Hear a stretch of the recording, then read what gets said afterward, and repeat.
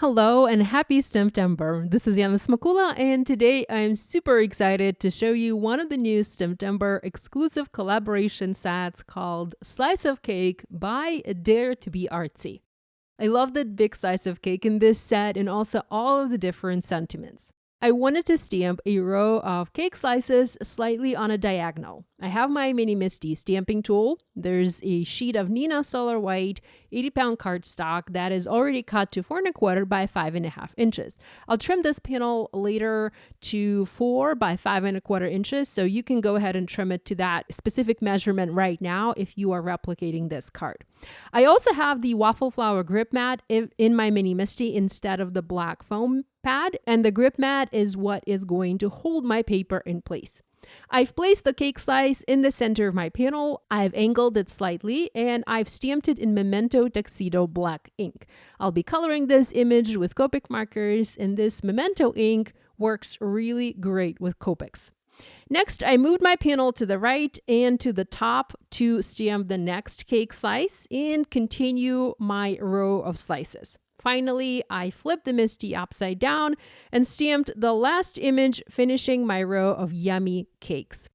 Next, I pulled out a sheet of pink cardstock and I white heat embossed a sentiment that reads, "Have a sweet birthday." I love this simple message. It goes really well with the sweet cake slices. I used a Simon Says Stamp anti-static powder tool to prep my cardstock. Next, I stamped the image using clear embossing ink. I added my white detail embossing powder and used my heat tool to heat set and melt the powder in place.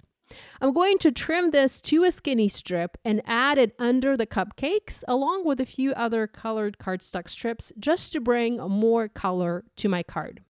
Okay, now let's do some coloring. I wanted to have a pink ombre cake, so I colored all of the layers using 3 different shades of pink. I started with the RV04 for the bottom layer. Next, I used RV02 for the middle layer, and the top layer was colored with the RV00. You can make this cake any flavor you want. I really was in the mood for this pink color, and I added a touch of yellow to the scalloped layer using the Y21 marker, and the rest was just left white. I only added some shading to the white areas using the W1 marker. Now there's also a little flower next to the cake and I just love it. I colored it using the same yellow marker, and I also used YG03 color for the leaves. Now, as you can see, I'm not blending anything here. I just wanted to do a solid layer of color. I find this to be a very easy way to color, yet it still looks beautiful. It doesn't work for every image. Sometimes you do want to do that blending and you want to create all of the shadows and highlights, but here I wanted simplicity, so that's why I went for the solid layers of color. The candy was turned into chocolate candy using the E37 and E79. And this is the only element where I added a second shade to help define the object and help it appear dimensional. The top of the candy was colored with the lightest pink marker, the RV00. Now, I also colored the candle. I didn't show this on video, but it was colored using the same pinks, the RV04, RV02, and RV00, and then the candle stand was colored using Y21 markers.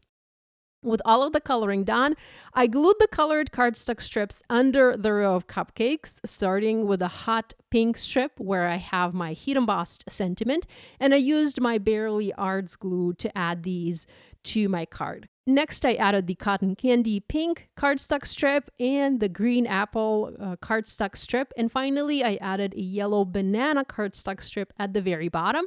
But I left a little bit of a white gap between the green and the yellow panels. I don't know why I did that. I just liked it better this way with a little bit of white showing.